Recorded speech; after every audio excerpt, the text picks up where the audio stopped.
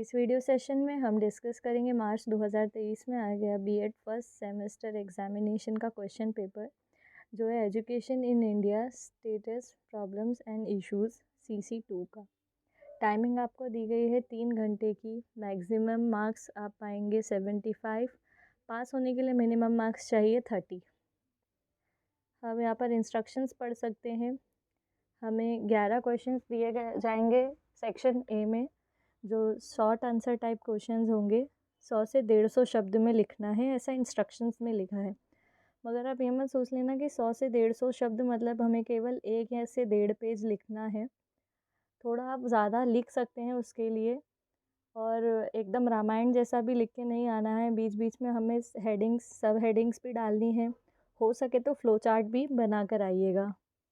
Section B जो है वो लॉन्ग आंसर टाइप क्वेश्चंस आपको दिया जाएगा, जिसके हमें सिर्फ 2 क्वेश्चंस अटेम्प्ट करने रहते हैं, जो 400 से 500 शब्दों में आपको करना है। And each question carries 10 marks.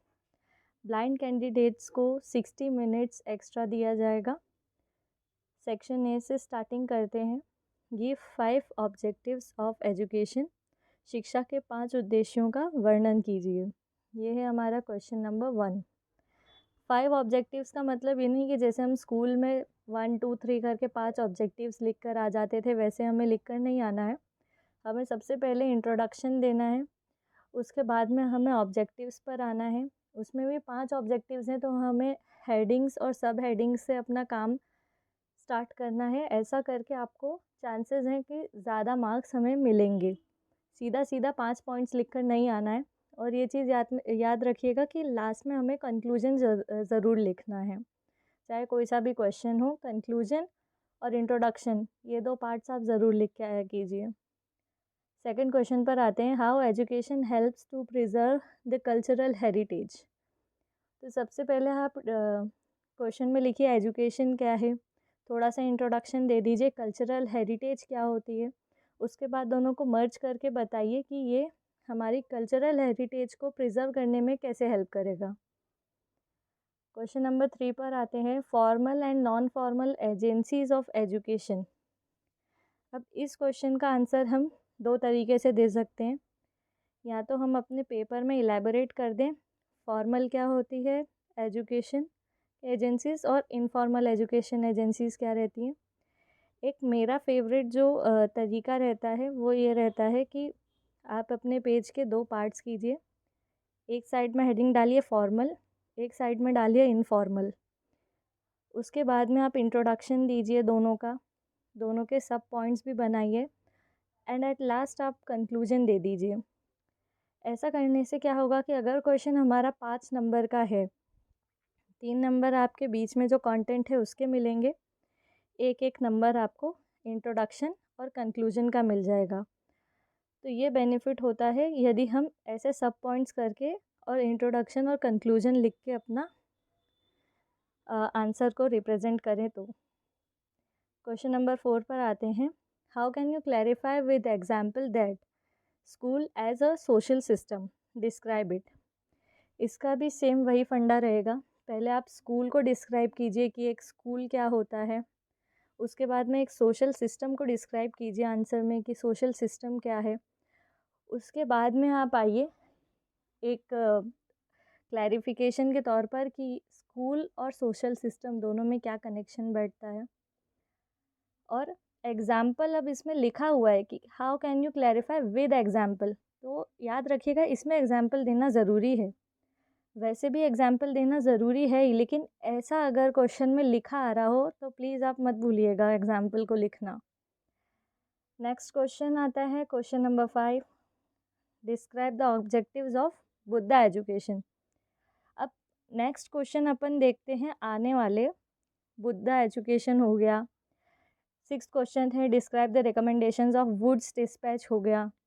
7th question है write the suggestions which are given by Calcutta University Commission 1917। तो ये 3 तो ऐसे क्वेश्चन है कि जिसने पढ़ा होगा सिर्फ वही आंसर दे पाएगा, जिसने पढ़ा नहीं होगा वो इसे स्किप कर जाएगा। तो आपके सिलेबस में जो है प्लीज़ वो पढ़ के जाइए, ये मत सोच के जाइए कि बीएड है तो हम आंसर अंदाजे से लिख ही लेंगे। ठीक है। नेक्स्ट क्वेश्चन नंबर 8 आते हैं, describe the functions of CBSE। सबसे पहले तो ऐसे क्वेश्चंस आते हैं, functions of CBSE, functions of NCERT, secondary school commission वगैरह। तो सबसे पहले आप इनका फुल फॉर्म लिख दिया कीजिए। आधा नंबर तो आपको उसके लिए ही टीचर खुशी खुशी दे देगा। उसके बाद हम आते हैं 9th क्वेश्चन पे, what do you mean by vocationalisation of secondary education? What suggestions will you provide for enhancement of vocational education? Clarify with examples. ये जो क्वेश्चन है ये हमें 3 पार्ट्स में मिलता है। पहला पार्ट हमारा है what do you mean by vocationalisation of education. Second part हमें मिल रहा है what suggestions will you provide for enhancement of vocational education. ध्यान से सुनिए, इसमें है विल यू प्रोवाइड, आप क्या प्रोवाइड करेंगे। इसमें जो टीचर है वो चाह रहे हैं कि आप अपनी सोच से बताएं कि ये आप क्या सोचते हैं कि वोकेशनलाइजेशन के लिए क्या क्या होना चाहिए। इसके बाद में जो आपकी सोच है उसके अनुसार आपको बताना है एग्जाम्पल, कि एग्जाम्पल भी दीजिए कि कैसे हम लोग इसे स्कूल में इस चीज़ को हम अपना सकते हैं। ये क्वेश्चंस जो होते हैं ये सबसे ज़्यादा चांसेस रहते हैं कि आप इनमें नंबर सबसे ज़्यादा से ज़्यादा हासिल कर पाएँ। अगले क्वेश्चन पे आते हैं हम, compare secondary education commission and Kothari commission. तो इस क्वेश्चन में भी जैसा मैंने फॉर्मल और इनफॉर्मल एजुकेशन का बताया था वैसा ही आप, मेरे हिसाब से वैसे ही आप कीजिए। उसमें चांसेस हैं कि आपको ज़्यादा नंबर मिलेंगे, नंबर कटेंगे कम। रामायण जैसा सीधा सीधा लिख कर आओगे टीचर को भी मज़ा नहीं आता है पढ़ने में, ना उन्हें कुछ समझ में आता है हेडिंग सब हेडिंग्स क्या है। प्लस आप कैसा भी लिखिए हाईलाइट ज़रूर किया कीजिए, जो इंपॉर्टेंट पॉइंट्स रहते हैं, जो आप साल लिख कर आते हैं, जो फुल फॉर्म लिख कर आते हैं, उन्हें हाईलाइट करके आया कीजिए आंसर शीट में।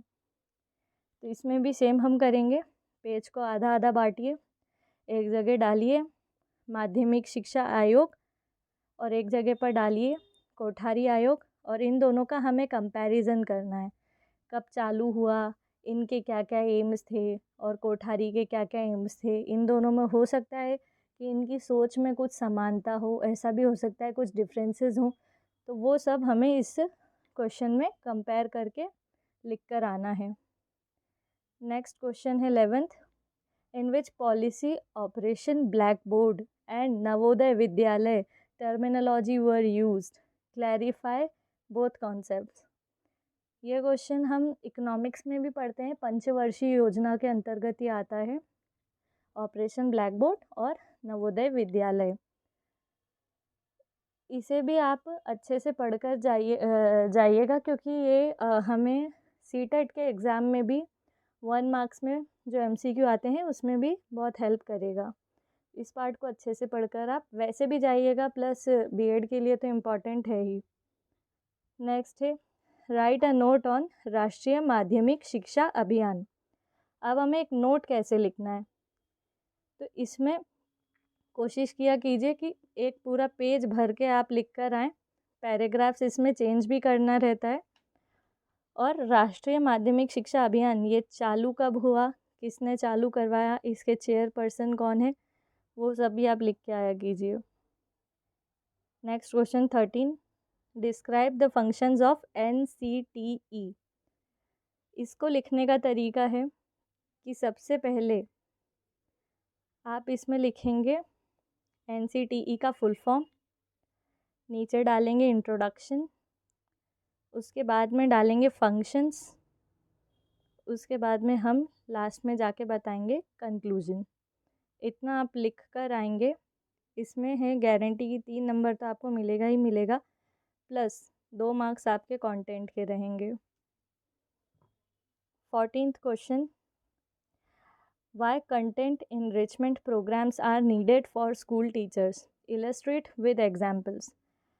ये क्वेश्चन जो है ये आपको किसी भी गाइड में या रेफरेंस बुक में नहीं मिलने वाला है, क्योंकि ये जो क्वेश्चन है इसमें आपको अपना दिमाग लगाना है, ठीक है।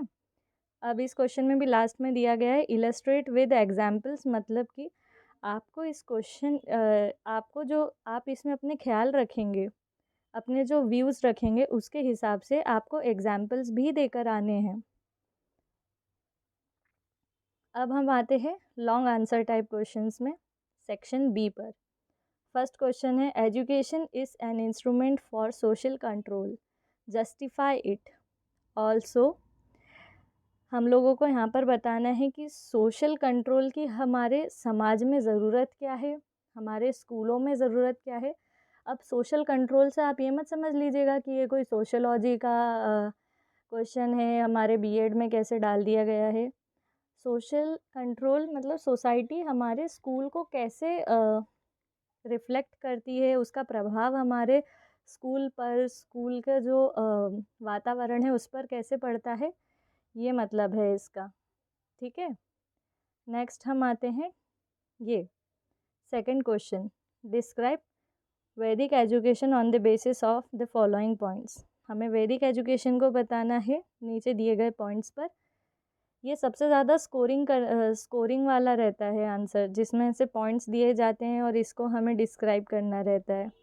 क्योंकि यदि इन पॉइंट्स में से भी आपको कोई ना कोई पॉइंट अगर नहीं आया तो सिर्फ उसी के मार्क्स कटेंगे, बाकी तो सब आप लिख कर आएंगे ही ना। सबसे पहले हमें लिखना है ऑब्जेक्टिव्स क्या है, टीचर एंड स्टूडेंट्स इनका व्यवहार आपस में कैसा रहता था, टीचिंग मेथड्स क्या क्या रहते थे वैदिक एजुकेशन में, इवैल्यूएशन मेथड क्या रहते थे, करिकुलम उनका कैसा था, ये सब हमें बताकर आना है।